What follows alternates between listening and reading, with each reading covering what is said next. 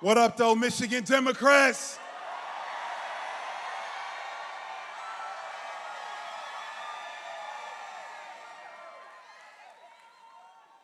They said Detroit was the right place to kick off this victory. I think they were right. Y'all, I'm so proud to be a Michigan Democrat. I'm so proud to stand tall for Michigan with all of our candidates here today. Can we give a hand to El-Sayed, our next Attorney General? Can we give a hand to Jocelyn Benton, our next governor? Can we give a hand to Abdul El-Sayed, our next United States Senator?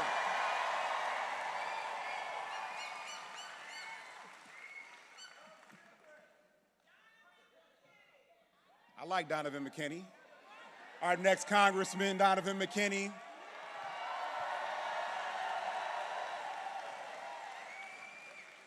What do all these people have in common?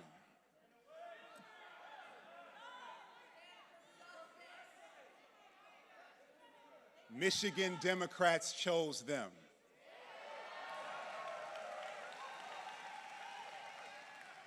This moment that we're in is a moment where we determine, where we choose how we move forward.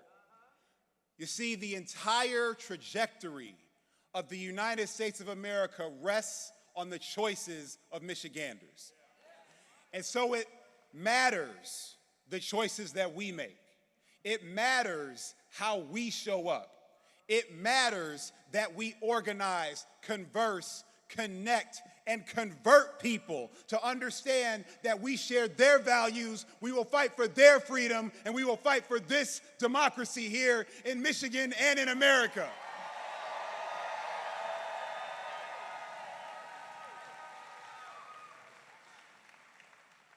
Look, here in Michigan, and certainly I plan to do this as your next Secretary of State.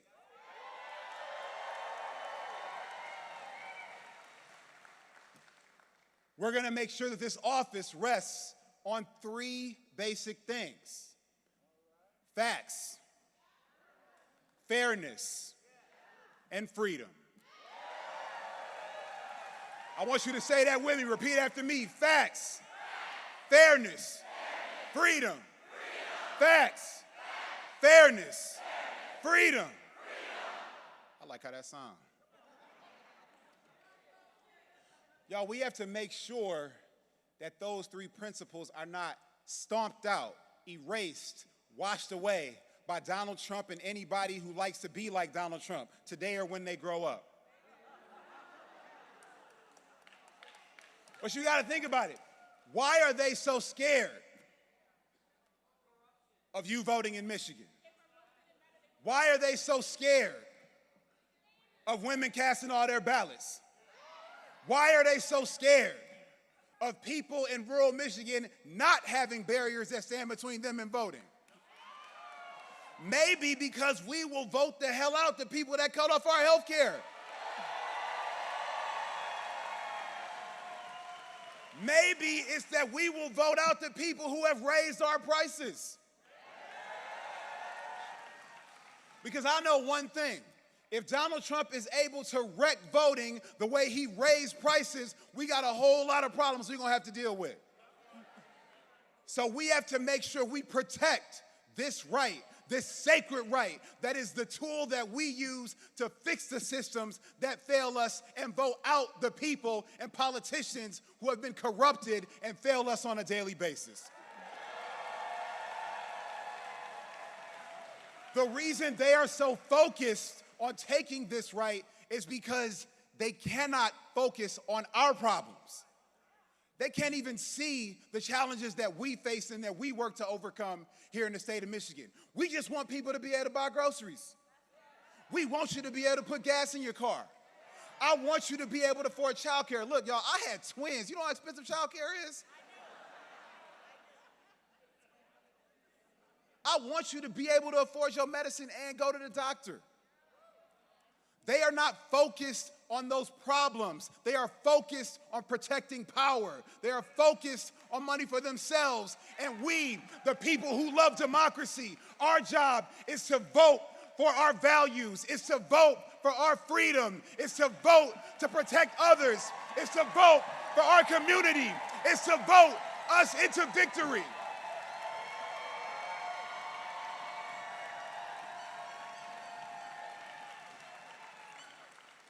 So y'all, we got to stand tall and make it happen. When I say stand, you say tall. Stand, stand, stand, stand. I love it when y'all chant. Let me tell you something. The other guy who wants to be Secretary of State.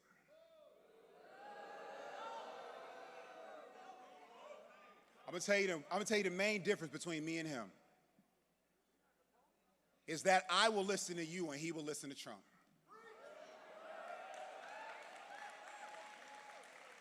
Is that when the president says, when he calls him and says, I need you to find me some more votes. I need you to get rid of some more voters. I need you to close some polling places. I need you to give me voters' information. Unlike Secretary Benson, who said you cannot have that data.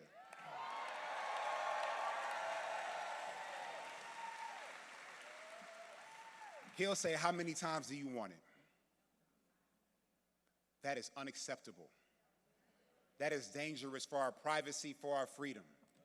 That is dangerous for Michiganders' right to set the trajectory for our communities here in this state. Because you see, the Michigan Secretary of State's office does not respond to Washington. It should respond to Michigan. It should be the front door to experiencing all of Michigan, from when you get your first ID, to when you get your driver's license, to when you get your license plate, your passport, and when you turn 18 and you get to vote to decide how we move forward.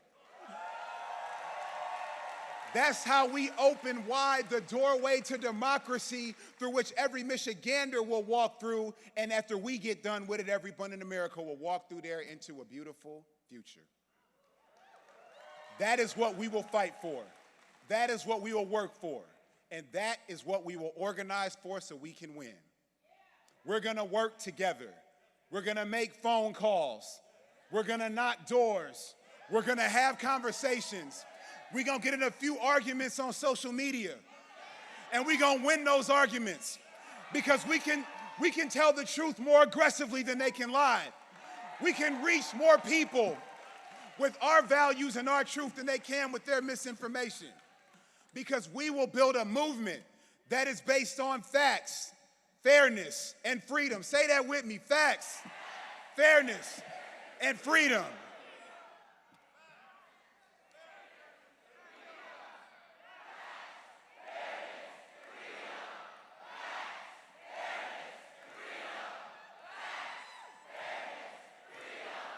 Y'all, it's time to get to work. We started here in Detroit, but as we go to all 83 counties of the state of Michigan, we open the door and send out an invitation that says, come be part of this Michigan future. Because the other difference between us and them is our vision for the future is not narrow. It is not small. It is not weak. It does not exclude. Our vision is so big and bright and bold that we have space for everyone from every walk of life, from every community, of every identity, of every ethnicity, of every background, woven together in this beautiful garment called Michigan. Let's stand tall for those values. Let's stand tall for that freedom. Let's stand tall for that democracy. Let's work together so we can fight together, so we can win together.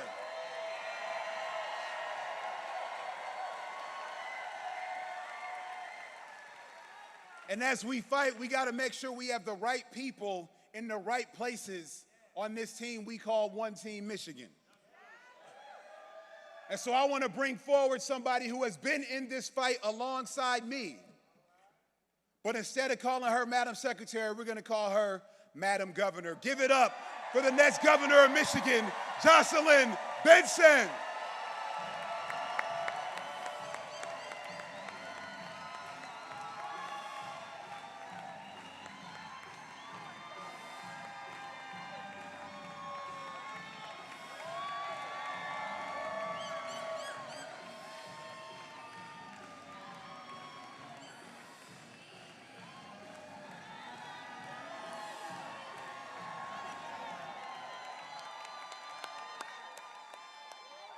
Good evening, Michigan Democrats.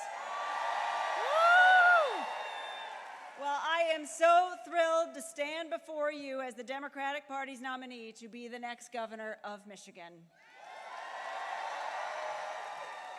I want to start by just saying thank you. Thank you for being a part of this critical moment for our state, for our democracy, for being a part of our team. And thank you for placing your trust in me to work for you to transform our state. We can do all of that together, and we have to because, I mean, let's face it, right now it feels like government, especially at the federal level, is showing up everywhere we don't want it. Our polling places, masked federal agents in the streets of Michigan and all, right, terrorizing residents, showing up everywhere we don't want it and nowhere where we actually need it.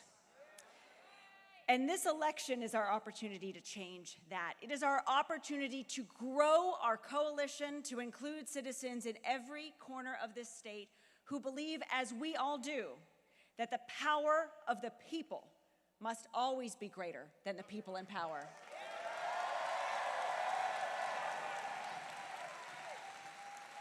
My life's work is about making that promise, that hope, a reality. I carry that hope with me every day as the daughter of public school teachers. Yay! The wife of a veteran and the mom of a 10-year-old little boy whose future will be shaped by what we do now together. And that is the question facing voters this fall, my friends. Who do you want Michigan's leaders to work for? The people or the powerful? Right? The people. Well, you all know who I'll work for. All of you and every Michigander in this state, not the highest bidder, not corporate interests, not Donald Trump, you.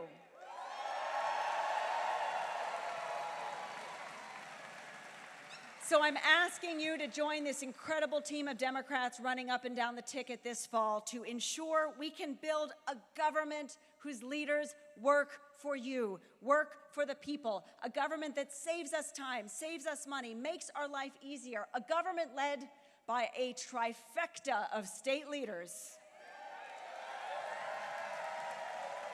all of whom are committed to making Michigan a place where everyone can afford to live and to thrive, where childcare is affordable for all, where homes are easily built so that teachers and nurses and farmers can afford to live in the communities where they work, where every Michigander has access to quality, affordable health care.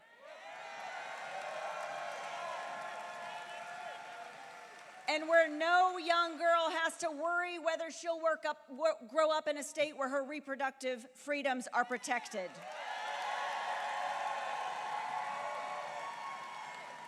And where water is safe to drink and air is clean to breathe and our public education system prepares our kids for the jobs of the future. That's what we're fighting for.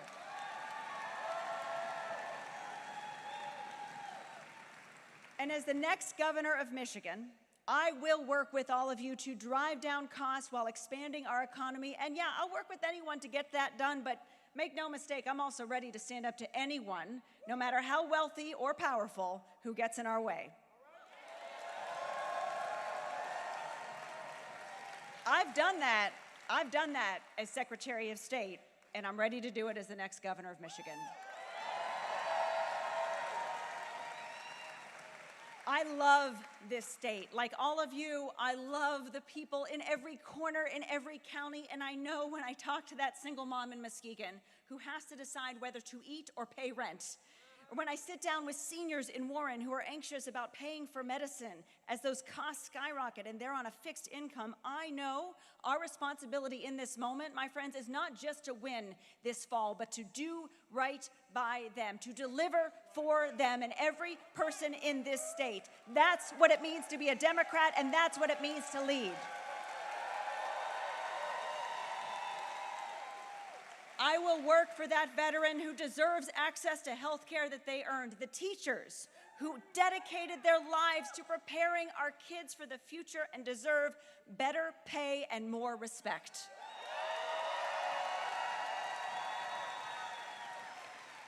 Our campaign is ultimately about all of them, all of you, and the kids whose future depends on what we do today. Costs down, wages up, end corruption, protect our rights, and build a government who works for all. That's our goal. And, by the way, also elect a governor who knows how to stand up to bullies. And boy, do I know how to do that. Like when Donald Trump tried to pressure me into turning over your private voting information or pressure clerks into turning over their ballots, I said no, and I'll see you in court.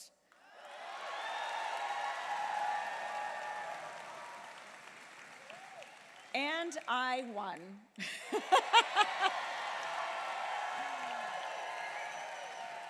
And so I enter this moment, my friends, knowing exactly what it's going to take to be a governor that's a guardrail, a protector of Michiganders, but also who knows what's at stake for our democracy, for our economy. And I want you to know that no matter what it means, even if it means sheltering in my home while people with guns gather on my front lawn, I will never be afraid to stand up to anyone, anytime, anywhere who would try to take away your rights and freedoms.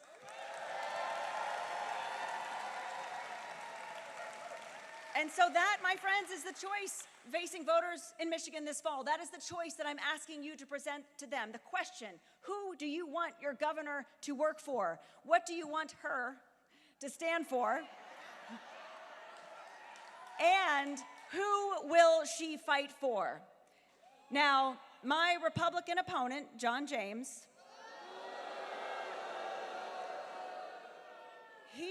he's already shown us who is he fighting for. You know, he voted not once, not twice, but 3 times to raise health care costs for hundreds of thousands of Michiganders.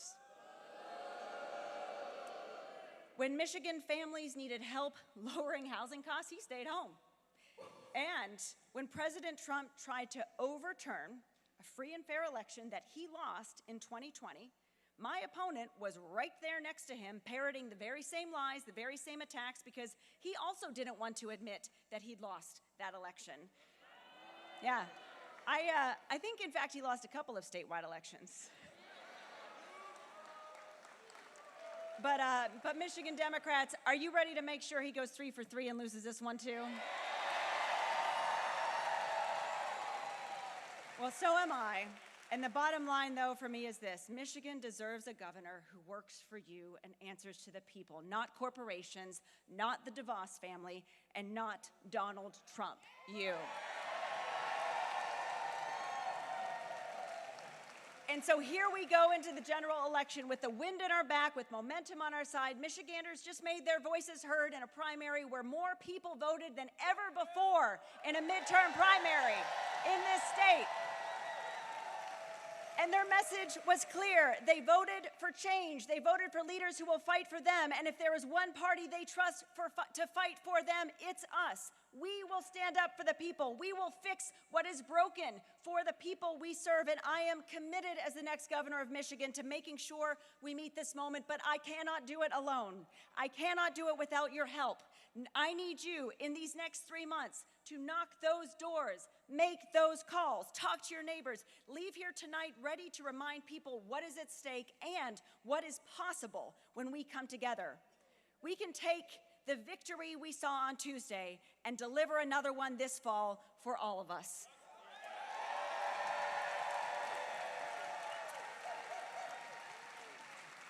So I'm going to ask you tonight, as we show the nation who we are and what we stand for and who we are fighting for, are you ready to work for democracy? Are you ready to fight for democracy? Are you ready to vote for democracy? Let me hear vote for democracy. Vote for democracy. Vote for democracy. We're going to get it done together, my friends. You and me, we're going to win this election and we're going to change this state for the better. Let's get it done.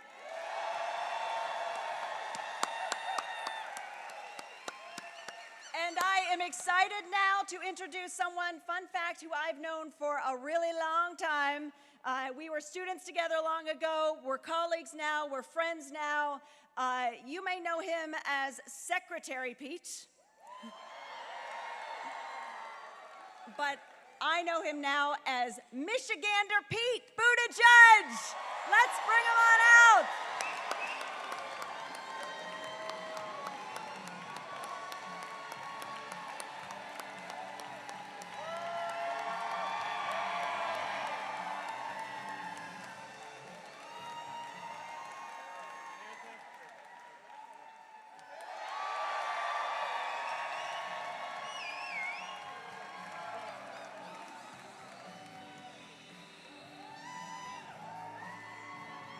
Thank you, Michigan.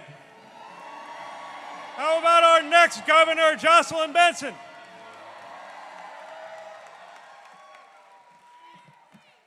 Thank you so much. It feels good. Usually when I'm on the road, I say it feels good to be, and then I try to remember what state I'm in, but it is good to be home in Michigan. Thank you for the huge showing tonight. Thank you for taking some time on a Friday evening to get fired up together for the work that we're going to be doing over the next 88 days. I want to acknowledge all of the great leaders who are with us, people who have stepped up at every level, people who will never make the mistake of treating the presidency like it's the only office that matters, because we got some work to do right here closer to home. I'm thankful to be in the city led by Mayor Mary Sheffield. To be in the tradition of Senator Slotkin and Senator Peters, in the state of Governor Gretchen Whitmer, that woman from Michigan who got a whole lot of people to see our state differently.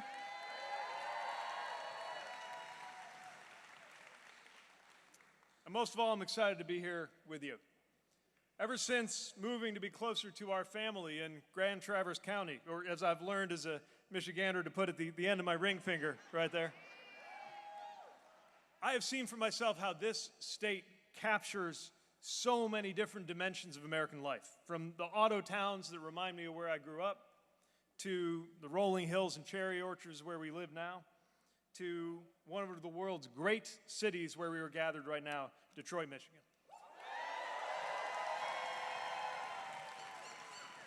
So before I was your neighbor, you may have gotten to know me from something else, like maybe when I did what any successful second-term mayor of the fourth largest city in Indiana would do, and sought the presidency in 2020. Or maybe you know me from my unexpected specialty of appearing from time to time on Fox News. Or maybe you know me from when I had the honor of serving as your United States Secretary of Transportation, making sure we got dollars on the ground to do things like build safer streets around Detroit, or reconnect communities around I-375, or deliver the strongest expansion of airline passenger rights ever. But right now I am here in one simple capacity, and that is as your fellow proud Michigan Democrat, working to make sure we have a great result this November.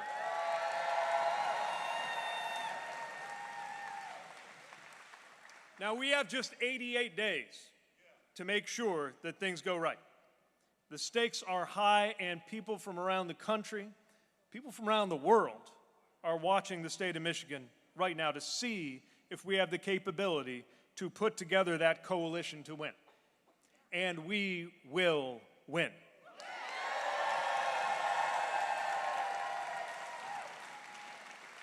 We're going to win because we know what it means to focus on what's at stake, to lock arms as allies after a spirited primary, to pull together in common cause in an election that's going to decide in no small part whether the American dream comes back and the American project endures. Make no mistake, the world is watching. I'll invite your attention to the press risers over there. Not in a creepy Donald Trump kind of way, because we respect a free and independent press.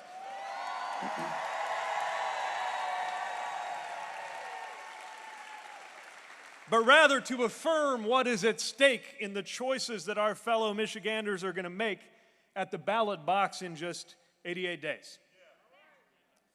We're going to win because we aren't just obsessed with what it is we're against. We know what it is we're actually for, and we're ready to invite people to join us in a powerful majority to make that real.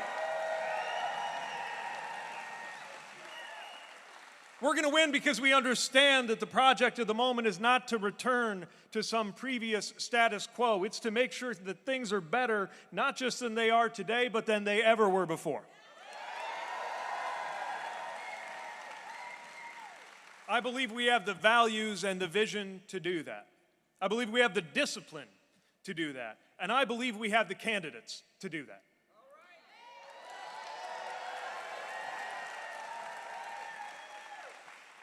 To pull together Democrats, independents, and a whole lot of what I always like to call future former Republicans into the fold with us.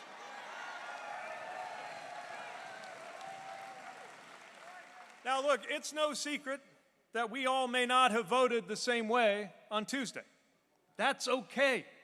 That's how it works. But however you voted in Tuesday's primaries, there is a reason you went out and voted in the first place. I know that what brought us all out to vote, what brings us all out here tonight, and what will propel us to victory in November is the fundamental values we care about, the principles that we share, and the need to elect leaders who will represent us, the chance to make everyday life better in this state and in this country.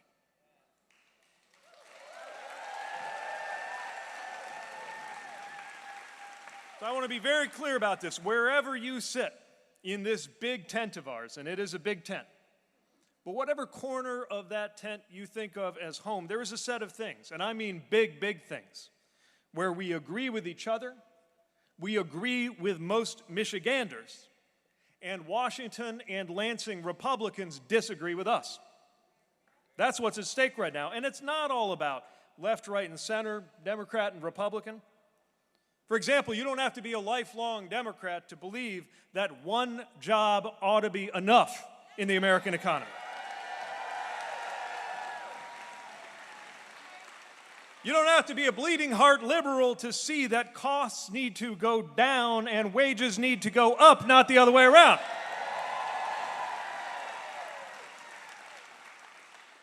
You don't have to belong to this political party or that political party to recognize that God does not belong to any political party in the United States of America.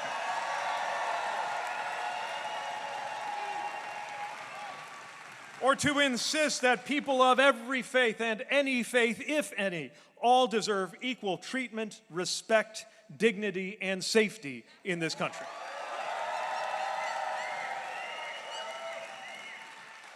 There's some things that we can just see, we can see for ourselves. Democrats and independents and a lot of people who are used to voting Republican. And so many of those things are on the ballot this fall. War is on the ballot this fall. We are all paying more at the pump, and service members are paying with their lives because Donald Trump launched a war on Iran with no plan for how to get us out of it. And Congressman John James voted to send your money into that conflict, which tells you a lot about the kind of governor that he would be if he got elected. But Jocelyn Benson showed integrity under enormous pressure as Secretary of State, which shows you the kind of governor she'll be when we send her to that office in just a few weeks. We need to get Jocelyn Benson elected. Corruption and integrity are on the ballot this fall. A first family making crypto billions, which is not a sentence I ever thought I'd have to say. Members of Congress trading stocks, politicians enriching themselves on the job. It does not have to be this way, which is why we need to make sure we follow our great Attorney General, Dana Nessel, with a proven fighter like Ellie Savitt who understands how to take on corruption.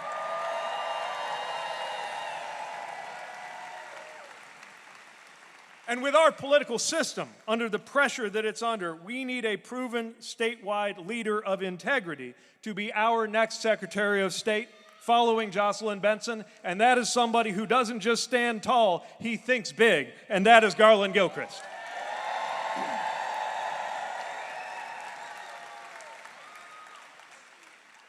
Common sense is on the ballot this fall. We need to keep investing in infrastructure. We need to support schools. We need to protect clean air and clean water. And we have a clear choice between those priorities in Lansing and the endless culture wars that seem to consume the consciousness of state legislative Republicans.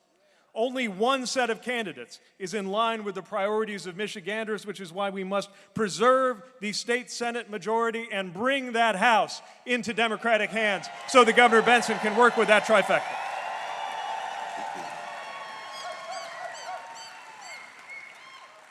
And when it comes to the U.S. House and the U.S. Senate, the choice could not be clearer. When it comes to the U.S. Senate, we have Abdul El-Sayed, who insists that money in politics has gone too far.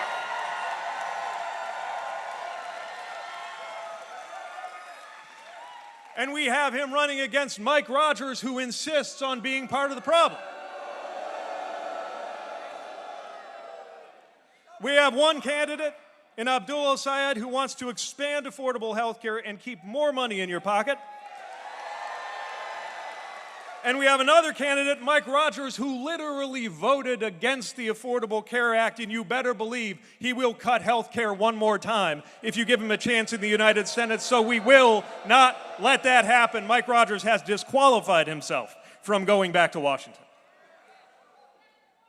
You got Mike Rogers and John James and congressional Republicans on the ballot right now in all of these key House districts who think it's perfectly fine to cut schools and close hospitals and shut down road projects, all in order to be able to make sure that the richest individuals and the largest corporations in the land pay a lower tax rate than the teachers who teach in those schools, the workers who pave those roads, and the nurses who serve in those hospitals. We know that we can do better than that.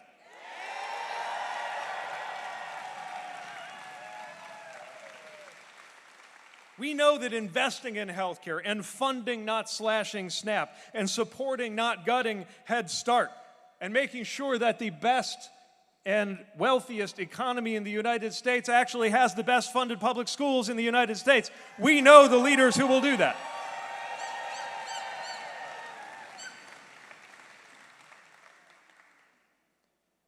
The American people are with us. The people of Michigan are with us, and we are with each other on issue after issue after issue.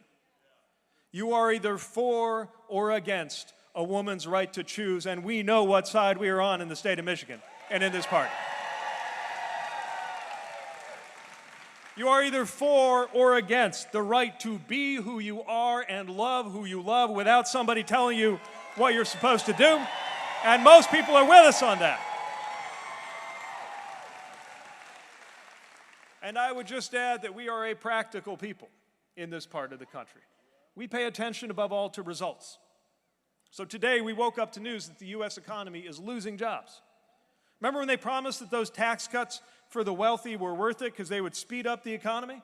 The opposite happened. Remember when they told us we had to pay those tariffs that cost us $1,000 a household because it would bring back manufacturing? The opposite is happening. Just like when they told us they would drain the swamp, only for the swamp to be the swampiest it has ever been, and the only thing they drained was the reflecting pool in front of the Lincoln Memorial. We can do better than that, Michigan Democrats. And there's a lot of folks asking questions, people who did not vote the way we would have liked them to vote the last few times. People who actually believed it when they heard no new wars, who believed it when they were told that costs were going to come down. And the time has come to reach out to them, and we are not there to say, we told you so. We are there to say, those guys don't deserve you. Join us, and together let's do something better.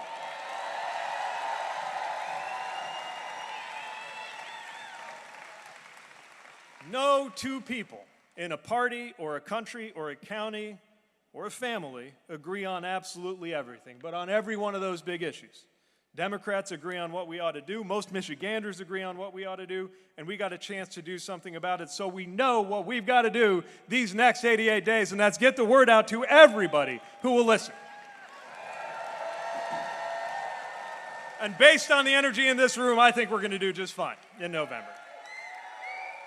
But we got to keep doing the work. Now, as soon as we're done here, I'm going to head right back up north so that I can be there for the birthday party we're throwing for our twins tomorrow morning back home.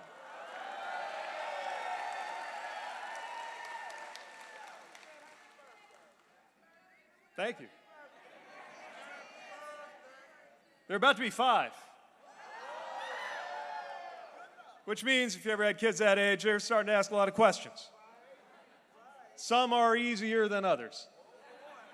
Is a pineapple bigger than a grapefruit? What happened to our old dog? Is Taylor Swift real? Do the good guys always win? Even at this age, I'm starting to find it challenging to answer some of the questions that come my way. I'm starting to ask Chasten and me about the American flag, why we don't have kings and queens where we live. You're asking some pretty pointed questions about why I keep going to the airport every few days. But this right here is why. I'm on the road for the same reason that you're working so hard for this election, because one day those questions are going to get even more intense. They're going to be saying, hey, Papa, back in the 2020s, what were you doing? When things were so crazy in this country, what did you do about it? And I want to be able to tell them that back then, back in the 2020s, back when politicians drew maps where they could pick their own voters instead of the other way around, back when one job was not enough for so many hardworking Americans, back when some people barbarically had to choose between health care and a mortgage payment, back in the 2020s when the American dream was slipping away, we decided to turn things around before it was too late.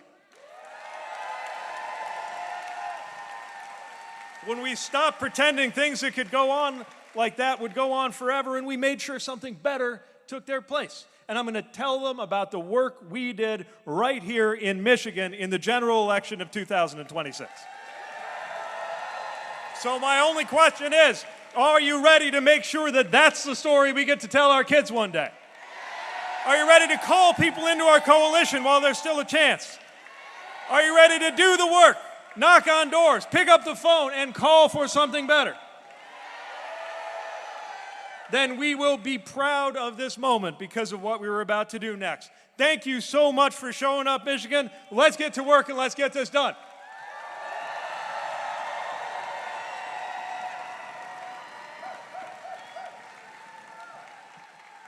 Speaking of getting it done, I now have the pleasure of turning over to someone who is leading the extraordinary team, the staff, the volunteers, and the members of the Michigan Democratic Party. Please welcome your Michigan Democratic Party State Chair, Curtis Hertel.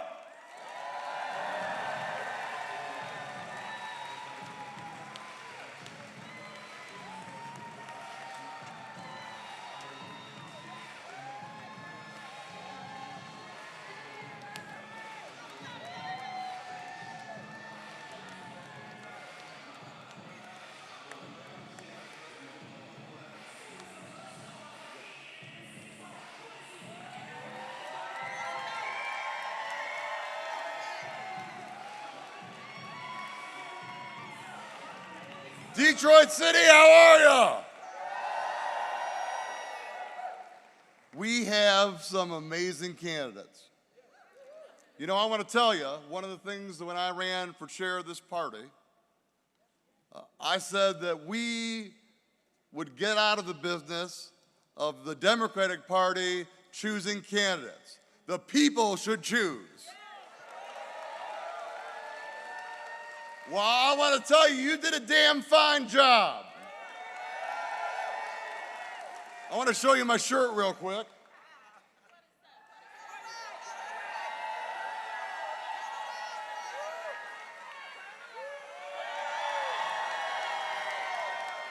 You can get that on MichiganDems.com.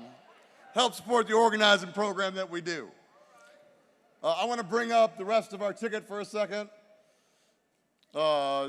people that are rest of our team.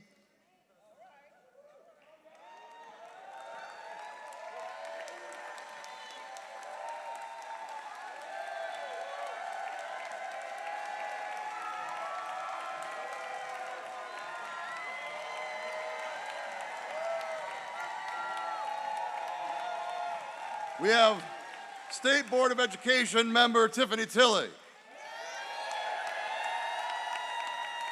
University of Michigan Board of Regents member Amir Macklin. MSU Board of Trustees Brianna Scott and Kelly Tebay. Our next Wayne State Board of Governors, Sharif Akil. And in the 9th Congressional District, our next Congressman, Ray Pooley. We are so proud to have them on our ticket. We're so excited for them to be part of taking Michigan back. These are your candidates.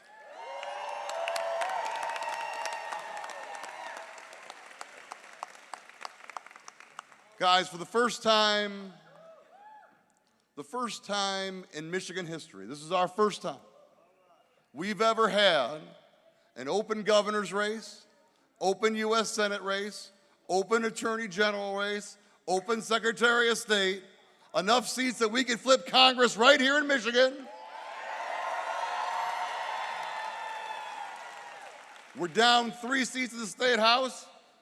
We got a 1-seat majority in the State Senate and 2 Supreme Court justices, all right here in Michigan. No pressure, everybody. But we are lucky we have a great team of candidates. I am so proud of the candidates we have. Jocelyn Benson has been a fighter for Michigan. Every single time the Trump administration has come and tried to control our elections, we've had one person stand up over and over again and say no. And I know that she will take that same passion to investing in our schools, investing in affordable housing, and making it possible for young people to raise a family here in Michigan again.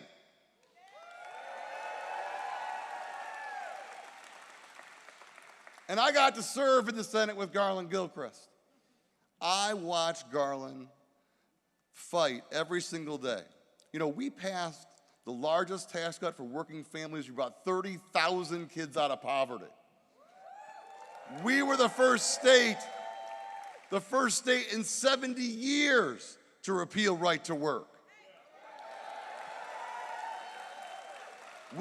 We in Michigan, you could be fired for just loving who you love and being who you were before Garland stepped up. And our next Attorney General, Ellie Sabat. Not only has he been a prosecutor, but he has also been someone who has fought corporations that poisoned our water and hurt our land and held them accountable every single time. And we need a people's lawyer like that.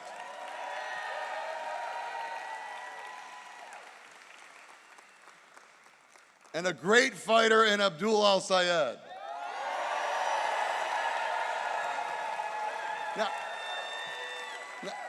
Now, I want to talk about it for a minute. Right now, Republicans are trying to go around this whisper campaign that Abdul El-Sayed is not an American. There is nothing more American than Abdul El-Sayed.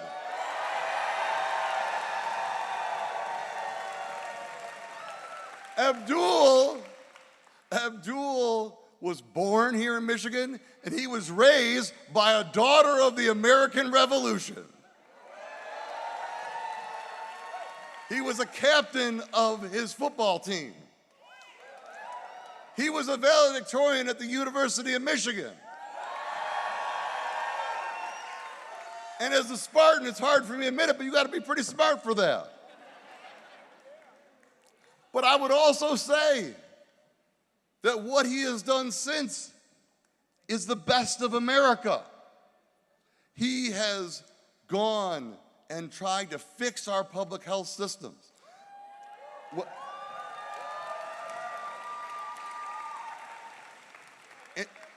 In places that were broken, in healthcare systems that were hurting, where people needed help, Abdul stood up every single time.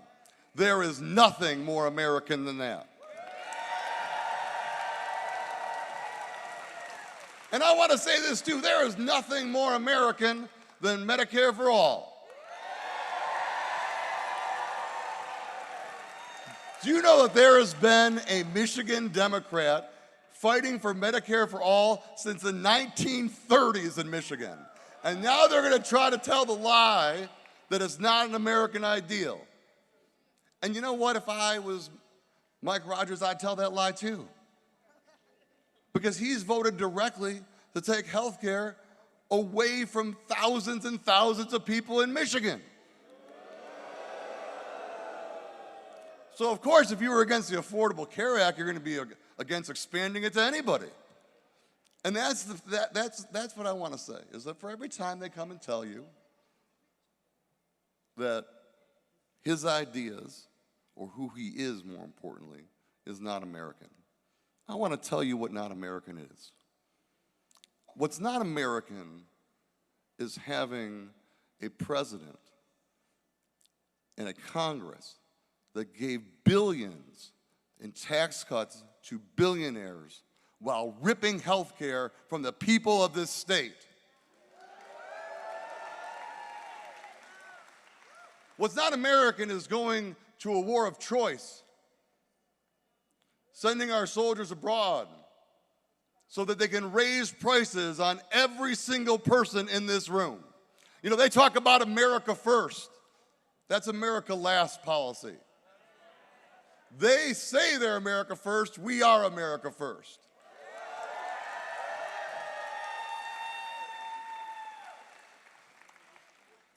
And I, for one, am tired of them trying to divide this country. You know, right now they're all saying, oh, Democrats are divided in Michigan. Do we look divided right now? I saw Haley Stevens, who lost and ran a tough race, go up and hug Abdul El-Sayed and say, we are going to work together to take this state and country back.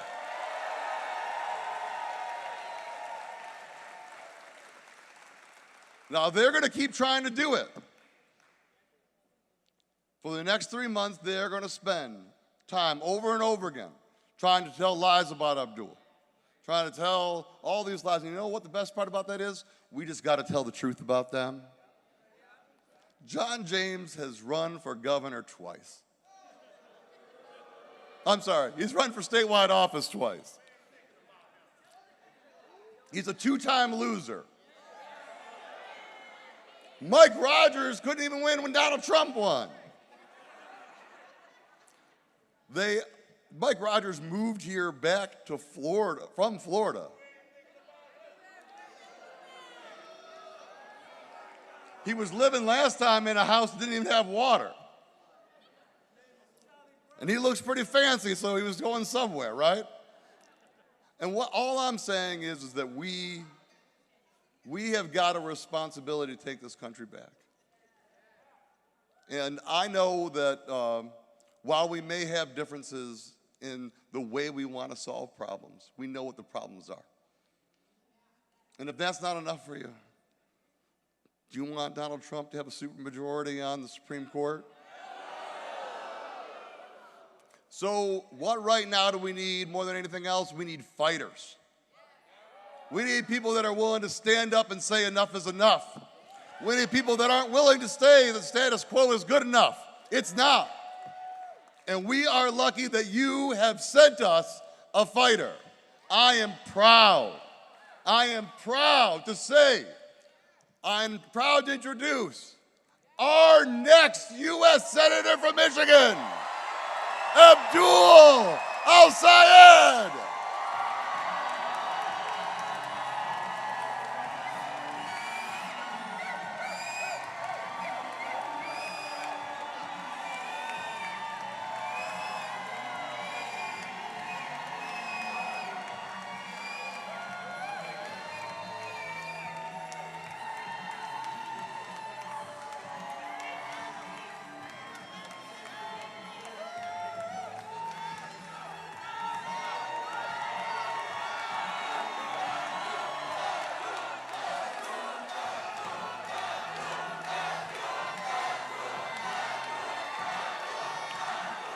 Thank you.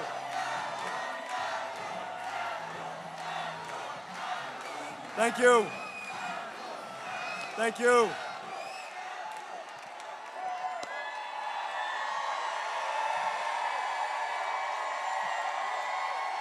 Thank you.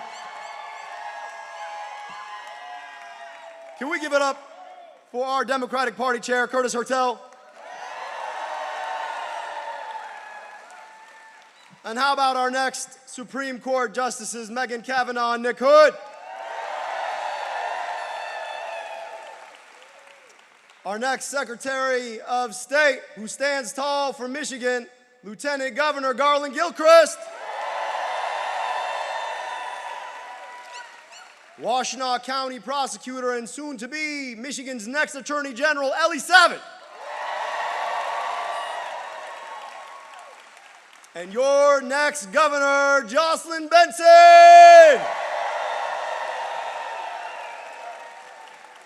I am so proud to be here, but y'all know the drill. Money out of? Money in your? Medicare for? Money out of? Money in your? Medicare for? Hey, we got this. My name is Abdul El-Sayed. And I'm so proud to be your Democratic nominee for U.S. Senate. And also, in the spirit of unity, in the spirit of the work, in the spirit of coming together, I want to thank both of my colleagues who ran, Haley Stevens and Mallory McMorrow, for an incredible race, their incredible public service to the state of Michigan. And I cannot wait to see what both of them will do next. We are so blessed to have that caliber of public servant here in Michigan. Now, y'all know I was never supposed to run for office. As I'm sure you've heard from my opponent, and apparently Donald Trump, my name is Abdul El-Sayed. And with a name like mine, I never thought running for office would be possible for somebody like me. I wanted to be a doctor. I wanted to be a doctor because I could go 15 hours to my family's native Egypt, or 15 minutes from where I grew up. And either way, I would cross 10 years difference in life expectancy. And it shouldn't matter where you grow up in these United States of America. It shouldn't matter the color of your skin. Shouldn't matter what you or your parents do for work. You deserve a long, healthy life in these United States.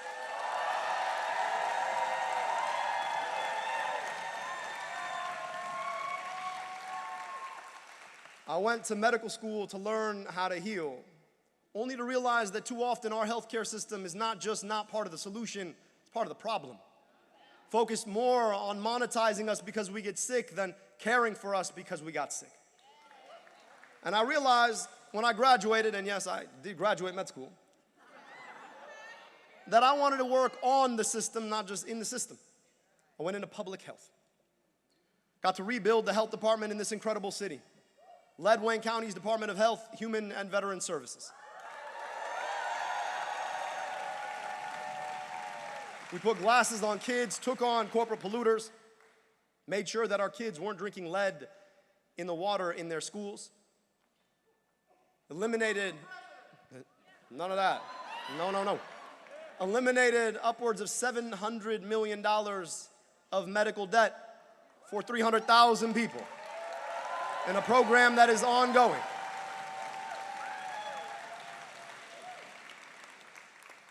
And I'm never going to forget the day when this administration froze federal funds. Y'all remember that?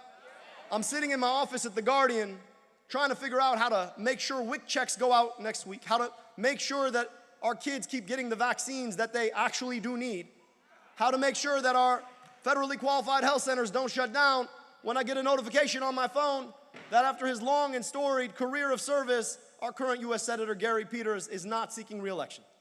And I had to ask myself, where is the fight for the public's health now? Now, when they were doging our government, everybody thought it'd be just fine. We didn't need that much public health. Well, turns out, who knew we'd be dodging lettuce?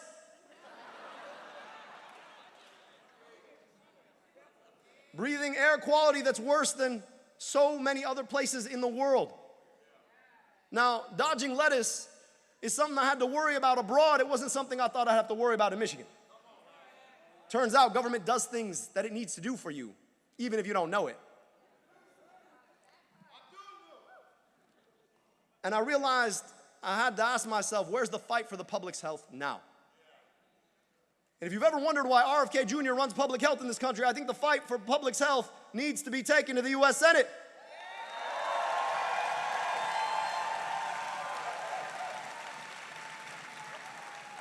So we launched a campaign. Took us to communities big and small back last April. Rooms of 5 people, 50 people. Having conversations about who we are and who we want to be. With the goal of doing 3 things. Getting money out of? Money in your? Medicare for? Let's talk about what that means for a minute. You should not be able to spend tens of millions of dollars selecting a candidate or picking a politician using corporate funds. That should be illegal in the United States. And when I get to the U.S. Senate, I'm going to work with my colleagues, folks like Liz Warren, folks like Bernie Sanders, folks like Alyssa Slotkin, to end the corporate corruption of our politics, end the system of super PACs, end the system of 501c4s, and all of it.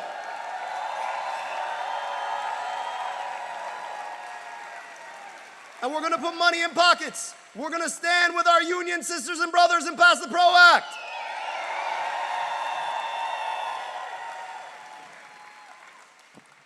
We're going to tax billionaires their wealth. Because you know what? You tax a billionaire at 8%, you know what they still are? Still a billionaire. Kids are going to be rich. You're going to be okay. Maybe you can pay your fair share so our kids get good schools and functional infrastructure and some health care. We're going to take on the monopolies and the oligopolies. We're going to make sure that they can't just raise our prices on us, forcing us to pay more or get paid less for the work we do. Guys, oligopolies, y'all. We gotta regulate oligopolies. I need some more for that. You're like, he's one real wonky on there. And we're going to keep our tax dollars here at home instead of sending them abroad to fight wars we have no business fighting.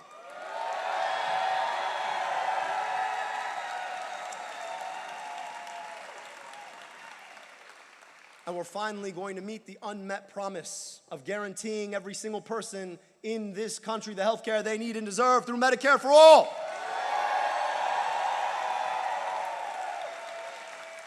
I ask you, well, doctor, how are you going to pay for that? I don't know, maybe instead of $252 billion to a rogue agency like ICE, maybe we can actually keep our money here to provide health care here. We can have a secure border. We can enforce immigration policy, but we can do it without shooting people in the face or the back of the head. Maybe we keep our money here instead of fighting a war we got no business fighting. Raising our gas prices to $5 a gallon. Burning our tax dollars to teach the Ayatollahs that they have a choke point on the world's energy supply. A war he doesn't even know how to get out of because he shouldn't have gotten into in the first place.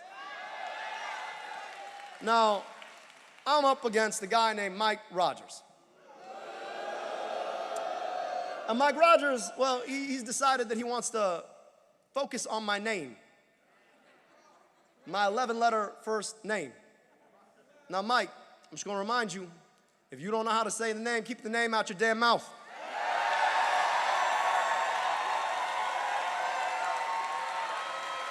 Or just call me Abdul. But I got some opinions about his name.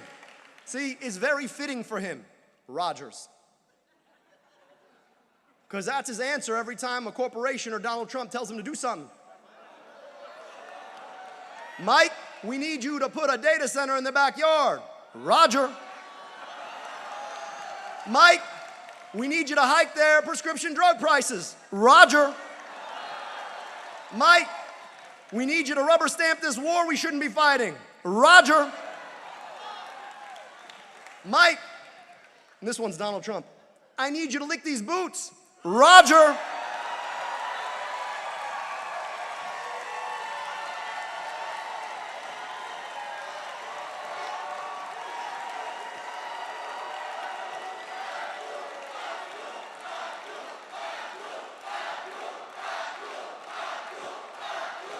And I think I speak for all of us here in Michigan when I say that we are done with Rogers. Go back to Florida where you belong.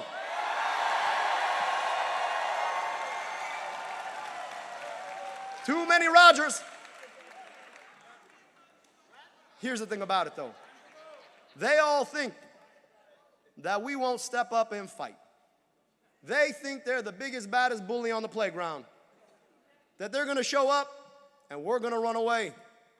But they don't know who we fight for. We fight for the families barely able to put their groceries in the cart and check out. We fight for the mom who's worried about the child care she needs to be able to work a job that barely pays enough. We fight for the folks who are afraid about what happens if they get sick. We fight for each other. And we don't back down. So when they come and they ask Jocelyn to cut that education budget, Jocelyn Benson won't back down. When they try to take away our civil liberties, Ellie Savitt won't back down. When they come for our elections, Garland Gilchrist won't back down. When they come for our union rights, we don't back down. When they come for our health care, we don't back down. When they come for one of us, we will stand up. We won't back down. In Michigan, we will fight to build the America that we are proud to hand off to our kids and our grandkids, because we won't back down. Michigan Democrats, 88 more days. We won't back down. We'll see you out there.